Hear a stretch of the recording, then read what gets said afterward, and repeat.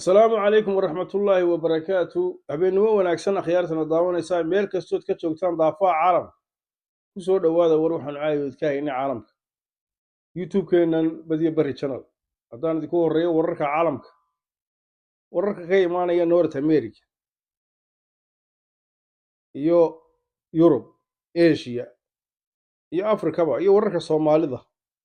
haddaan ku horeeyo wararka Mareykanka ka imaanaya Mareykanka dood adag ayaa ka socota Koongareeska kadib go'aan cusub oo la xidhiidha miisaaniyadda iyo socdaalka. sidoo kale dowladda Canada ayaa ku dhawaaqday qorshe cusub oo lagu taageerayo ardayda iyo shaqo abuurka dhalinyarada. sidoo kale South America Brazil waxaa ka da'ay roobab culus oo saameeyay magaalooyin dhowr ah iyadoo gurmad degdeg ah la diray.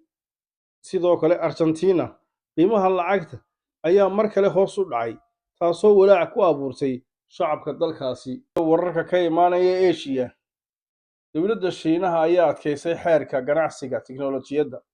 sidoo kale Japan dhulgariir fudud ayaa laga dareemay waqooyiga dalka, wax khasaare ahna lama soo sheegin. sidoo kale wararka ka imaanaya Iran hogaamiyaha sare ee Iran Ayatollah Ali Khamenei ayaa ka hadlay sababta ka dambaysa khilaafka sii daba dheeraaday ee u dhexeeya Iran iyo Mareykanka. Mareykanku wuxuu doonayaa inuu maamulo Iran. shacabka Iran iyo dowladda Islaamiga ah ayaa ka hor istaagay qorshahaasi. Khamenei wuxuu ku adkaystay in Iran ay sii wadi doonto ilaalinta madaxbannaanideeda iyo awooddeeda siyaasadeed, isla markaana aysan ka tanaasuli doonin arrimaha qaranka iyo diinta.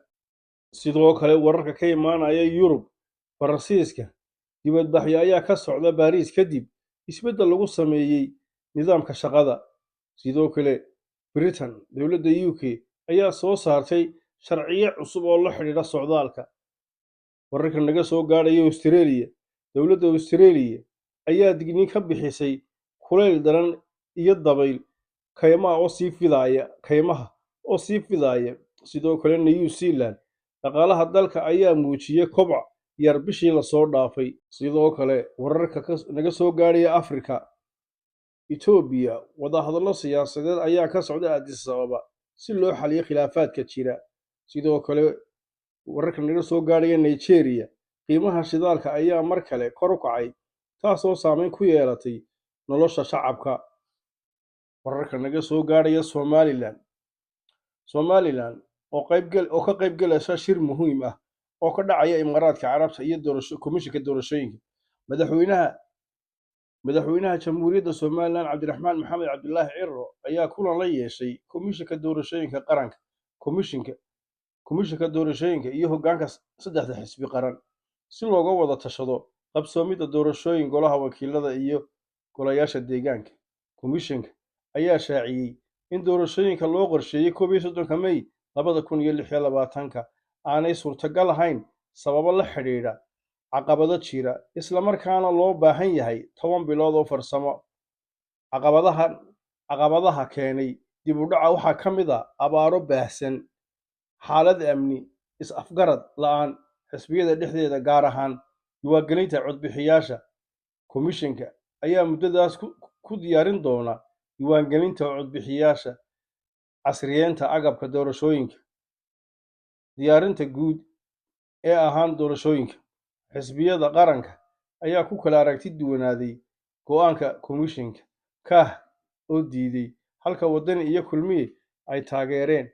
madaxweynaha ayaa adkeeyay muhiimadda midnimada qaran, wadatashiga siyaasadda, in doorashooyinka loo qabto si hufan oo xor ah oo nabad ah. waxaa la xaqiijiyay in xukuumaddu diyaar u tahay bixinta dhaqaalaha ku baxaya doorashooyinka. sidoo kale waxaynu ku guda jirnaa weli wararkii Somaliland. madaxweynaha Somaliland Cabdiraxmaan Ciro ayaa berri toole safar rasmi ah ku tagaya Imaaraadka Carabta isagoo hogaaminaya wafdi ballaadhan. safarkan ayaa lagu sheegay inuu kulamo la yeelan doono madaxda waddankaasi iyo isagoo ka qaybgeli doona shirar caalami ah. waa markii afraad ee madaxweyne Ciro uu safar ku tago Imaaraadka Carabta. ilaa intii la doortay xilligii la doortay. Sidoo kale ciidanka qaranka Somalilan mushaharka ciidanka qaranka ayaa konton loo kordhiyey sanadkan. Lacagtan ma aha kaalmo shisheeye balse waa cashuurta ay bixiyaan muwaadiniinta Somalilan.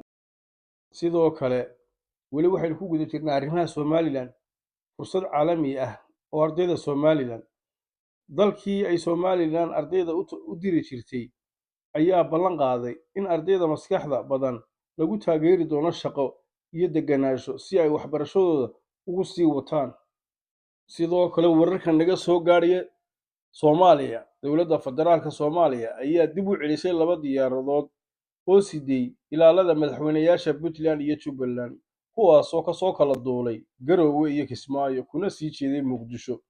Diyaaradaha la celiyey ayaa lagu sheegay inay wateen ciidan aad u hubeysan, taasoo sababtay in aan loo ogolaan inay ka soo degaan garoonka diyaaradaha ee Muqdisho. Madaxweynaha Puntland Siciid Cabdilaahi Deni oo ay la socdeen ciidan badan oo ilaalo ah ayaa ku sii jeeday Muqdisho xilli ay dhacday arrintani. Bayaan ka soo baxay ATMIS qaramada midoobay ayaa muujisay walaac iyo xumaansho iyadoo sheegtay in kooxo hormuud u ah oo ka kala socda Puntland iyo Jubbaland aysan iman karin Muqdisho si ay uga qayb galaan madasha wada-tashiga qaran, kadib markii aan la siin ogolaansho farsamo oo lagama maarmaan ah. ATMIS ayaa ku boorisay dhammaan dhinacyada inay mudnaanta siiyaan madasha wada-tashiga ee la isla oggolaaday, kuna baaqday in la gaadho is-afgarad ku saabsan doorashooyinka iyo arrimaha qaranka, ku adkaysay muhiimadda ah in la dedejiyo shaqada farsamo ee diyaarinta shirka. Waxaa sidoo kale lagu booriyey dowladda federaalka Soomaaliya iyo hoggaanka Golaha Mustaqbalka Soomaaliya inay sameeyaan jawiga ku habboon si shirka wada-tashigu u qabsoomo loogana gaadho heshiis midaysan ka hor dhammaadka muddo xileedyada dastuuriga ah. Sidaa waxaa yidhi ATMIS iyo wararka ka imanaya Soomaaliya oo isku jira. Sidoo kale diyaaradihii maanta la celiyey waxay noo falanqeynayaan saaxiibkeen dhalinyaro daawada. ilaalada madaxweynaha Puntland iyo madaxweynaha Jubbaland ee maanta Muqdisho laga celiyey oo la yiri ma imaan kartaan. anu waxaan u arkaa wax u wanaagsan Deni iyo Axmed Madoobe digniin hordhaca oo loo diray inay tahay digniin hordhaca oo ayaga loo diray inay tahay oo xamar haddaad timaadaan waa la idin waayayaa. 2 maalmood ka horna anu Axmed Madoobe waa uga digay arrintan. waxaa yidhi Axmed Madoobe xamar ha isku tagin. maantana waa u jeedaan oo asaga iyo Deniba waa loo digay. khayrna way ahayd in madaxda ilaaladooda la celiyo oo digniin toosay ahayd. marka Axmed Madoobe iyo Deni waxaan kula talinayaa waa in shir ama Kismaayo ama Garowe lagu qabto. xasan sheekh maxamuud dowladnimo ma rabo, xilkan kama degayo, waa isisiye meeshan. marka waa in dowlad kale la dhiso weey. anu intaasan kula talinaya. okay, amniga xamar ma la isku halayn karaa? xamar safe miya? jawaabtu waa may. xamar safe ma xitaa amniga xamar 10% la isku halayn karo. xaqiiqda aniga baaritaan dhaban ku sameeyay. xaqiiqdu waxay tahay tusaale yar.